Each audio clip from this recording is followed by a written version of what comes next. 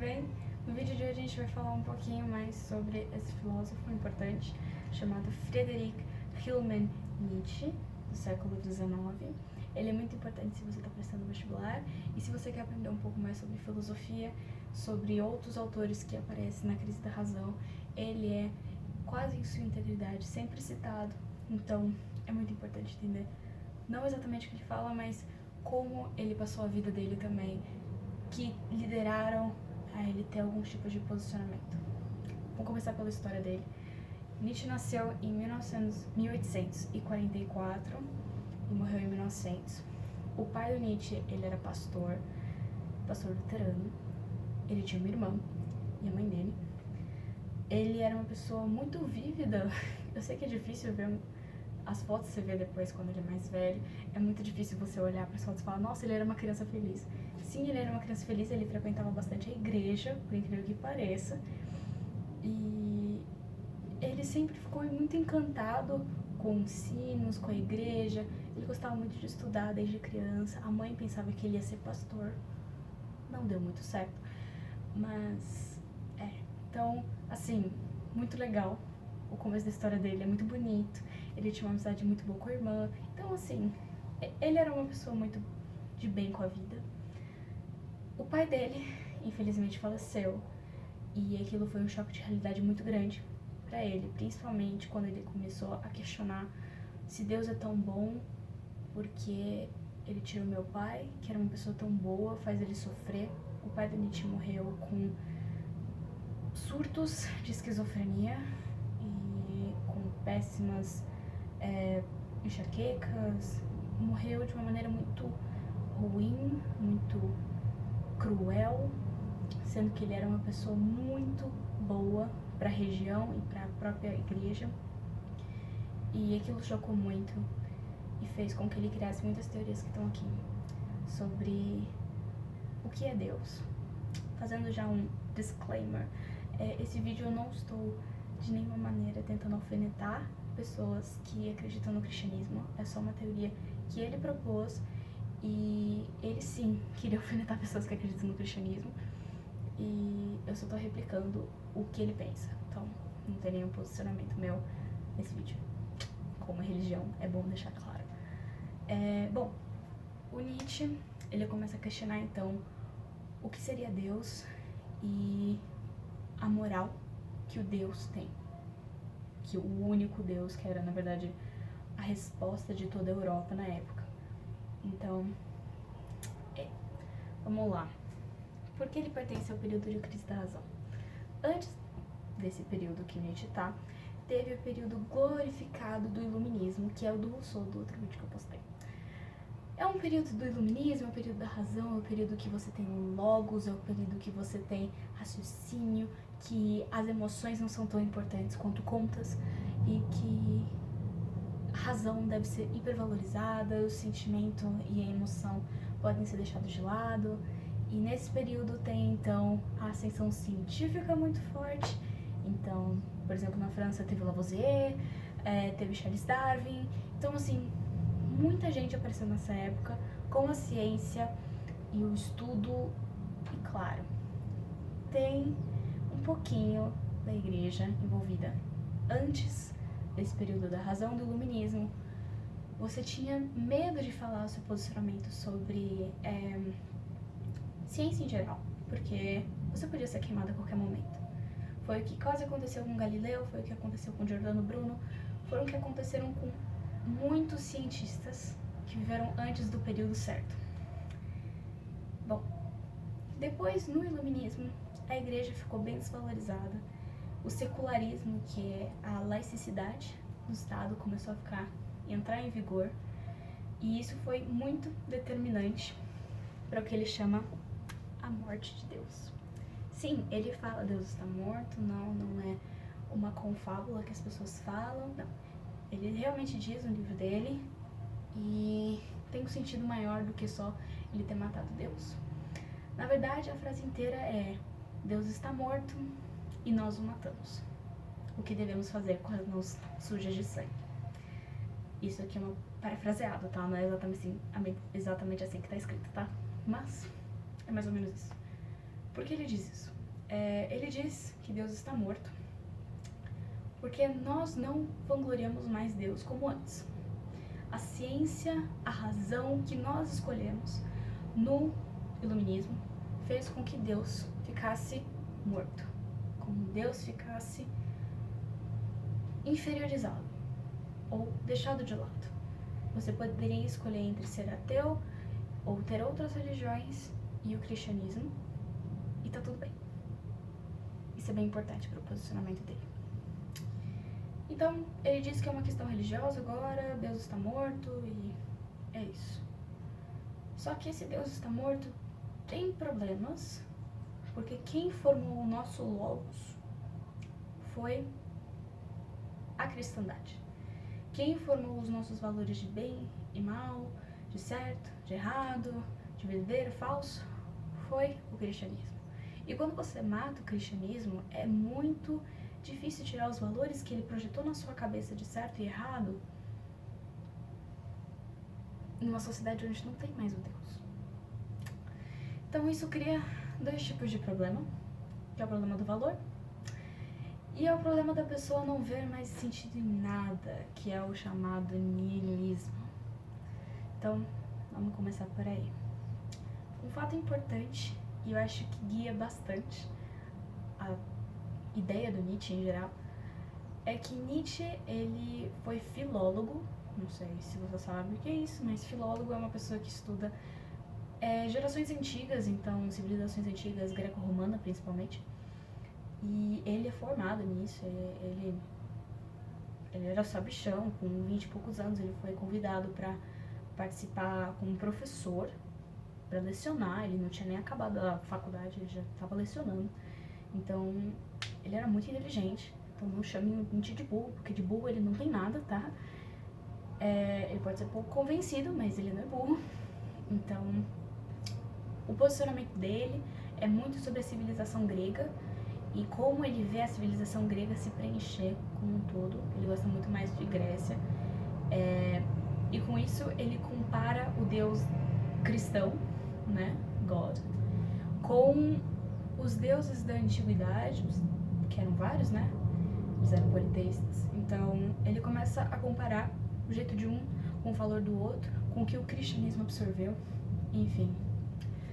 Vamos lá. O Nietzsche tem vários livros, então eu não vou ficar falando de cada um, porque são muitos. Ele teve um período da vida dele que ele escreveu mais de 6 livros, 4 livros em um ano.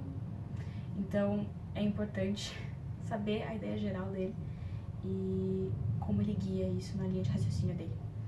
Então vamos lá.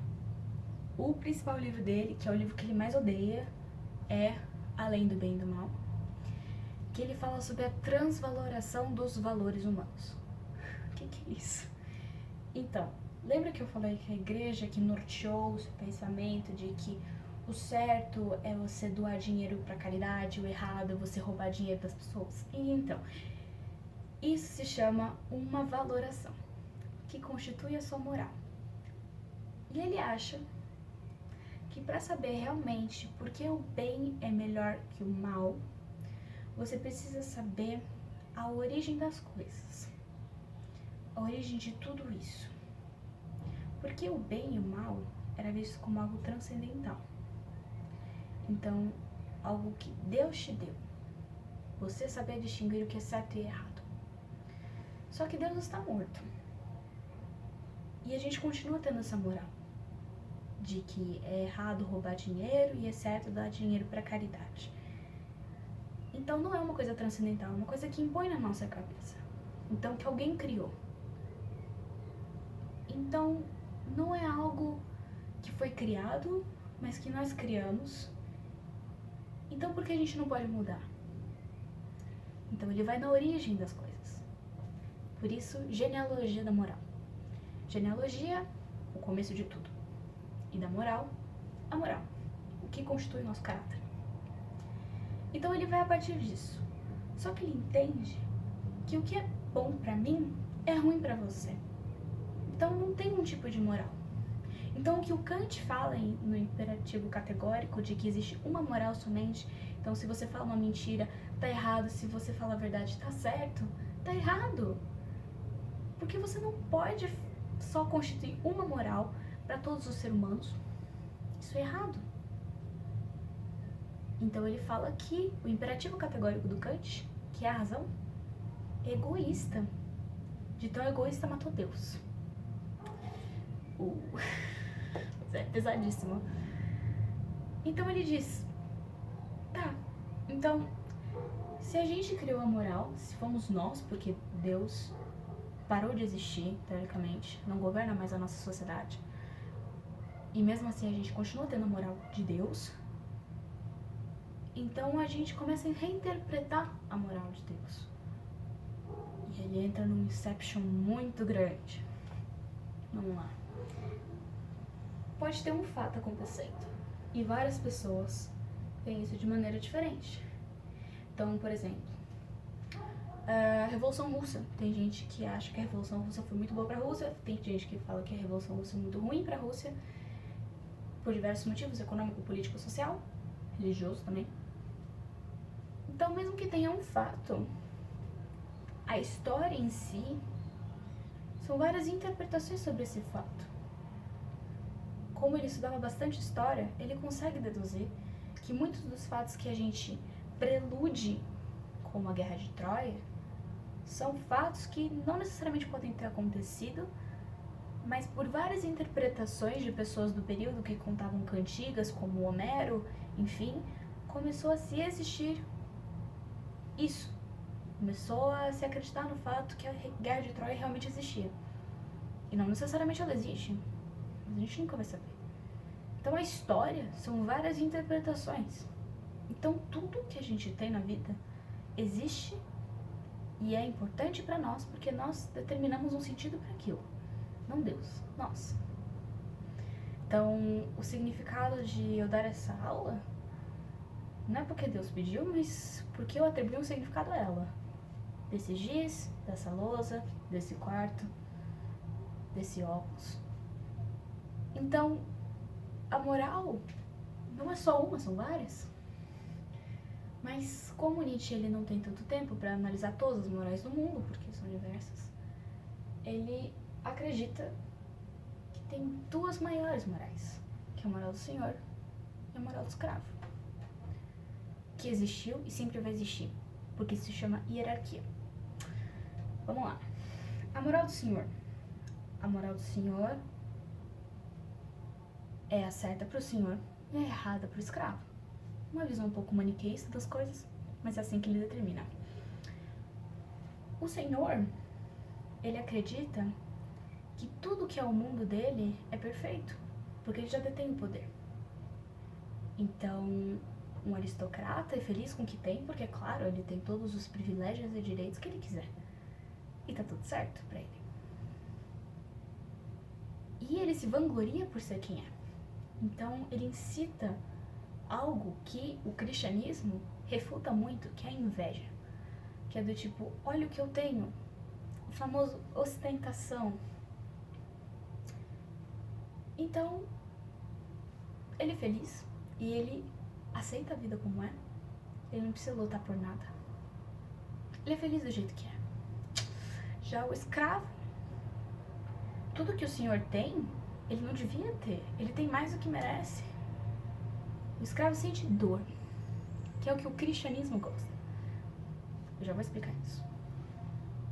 O escravo pensa que a vida dele é injusta, que ele devia ser feliz como o senhor é, e ele nunca consegue. Então ele nega a vida que tem, mas não se mata, mas se apoia em alguma coisa. Essa coisa é a religião. Por quê? Pelo simples fato de que a moral do escravo é a moral que guia Jesus Cristo, por exemplo, pro Nietzsche. De que se você sofrer muito nessa vida, você vai ser recompensado no paraíso. De que se você sofrer muito onde você está, você vai ter 100 anos de perdão no céu. Deus vai beijar sua mão, Allah vai beijar seus pés e Buda vai conversar com você. Essa é a ideia que a gente tem. de que o escravo, ele se relenta no sofrimento, na fraqueza que tem, para conseguir algo maior transcendentalmente. O Nietzsche chama isso de covarde, porque ele acha que são pessoas que não conseguem se rebelar. As que conseguem usam a inveja do que tem o Senhor a seu favor. Por exemplo, a Revolução Russa. Os escravos se rebelaram contra o Senhor. Então, os bolcheviques se rebelaram contra o czar e conseguiram o poder. Estabeleceram uma democracia por um tempo, governada por Lenin. Então, claro que ele não viveu nesse período, ele viveu antes da Revolução Russa, mas só para você entender melhor, com um exemplo histórico. Então, ele acha que as pessoas se apoiam na religião para amenizar a dor delas. Assim como as pessoas fazem com álcool, com cigarro, com sexo, com o que for. E ele acha isso errado, porque ele é da frase: o que me faz forte, o que me faz feliz. Não. Ele diz que o que não me mata me faz mais forte. Ele é o precursor da frase, o que é bem esquisito, porque a gente pensa que é só uma música da Kelly Clarkson e não, ele diz isso há 200 anos atrás. Mas agora, a gente não tem Deus, a gente não pode confiar em Deus, e a gente não pode ser escravo da nossa moral. E se tudo perder sentido? E se eu não achar mais sentido na vida? Deus era o meu único sentido na vida. Era o sentido de por que eu sofro agora, eu vou ser recompensado no futuro. É o que ele chama de niilismo. São pessoas que acreditam no nada. Nihil é nada em latim. Pessoas que olham o que tem em volta e falam: não me faz menção mais, não faz sentido pra mim. Talvez eu tenha que me matar, talvez eu tenha que procurar democracia, mas nada faz sentido, o mundo não faz mais sentido. Nietzsche gostava muito de Schopenhauer, inclusive ele foi o precursor do Nietzsche cursar filologia. Então, você deve pensar, o Nietzsche era niilista? Então, né, porque se ele escreve tudo isso, quer dizer então que no subconsciente ele era assim. Não. Nietzsche nunca foi niilista. Mesmo com todas as adversidades dele, ele acredita que o que acontece de ruim é para fortalecê-lo. Então, não, ele não perde sentido na vida. Então, não atribuam niilista a ele, por favor. Então, niilistas são pessoas que não têm sentido na vida mais. E que ou aceitam a morte e se matam, como o jovem Werther fez no livro do Goethe, ou elas buscam uma nova vida, buscam uma nova democracia, usam a inveja a seu favor, lutam contra a moral do Senhor, e é isso. Seria compatível dizer o desencantamento do mundo, do Max Weber, que a religião era supra-sumo e se tornou nada mais que um acessório na vida moderna. O Nietzsche, ele teve uma vida muito triste, muito cabisbaixa, que foi decepção atrás de decepção. A irmã dele tomou conta dele nos últimos períodos de vida dele, e o Nietzsche, ele foi muito maltratado nos últimos anos de vida dele. Ele sofreu com demência, ele desistiu de dar aula onde ele estava na universidade, teve uma demência a longo prazo e foi morar com a irmã dele, que era completamente invejosa do trabalho que ele tinha. Juntou todos os arquivos dele que ele não queria que publicassem e fez com que Adolf Hitler usasse as ideias de Nietzsche a seu favor. A ideia de super-homem, que eu não escrevi na lousa porque ela é mais um adendo assim, né?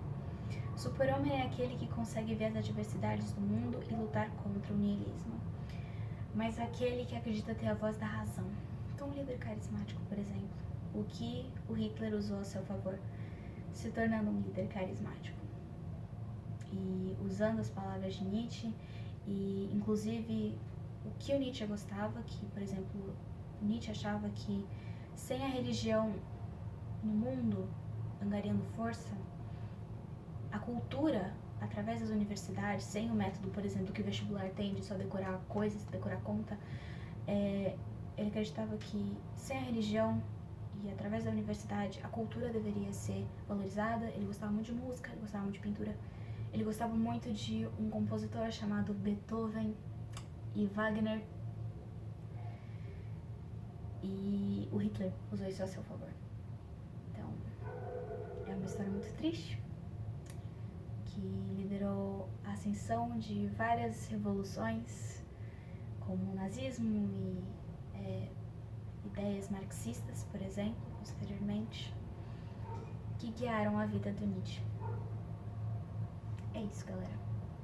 Muito triste essa aula, mas necessária. Então, espero que vocês tenham gostado e um grande beijo. Até o próximo Filosofando.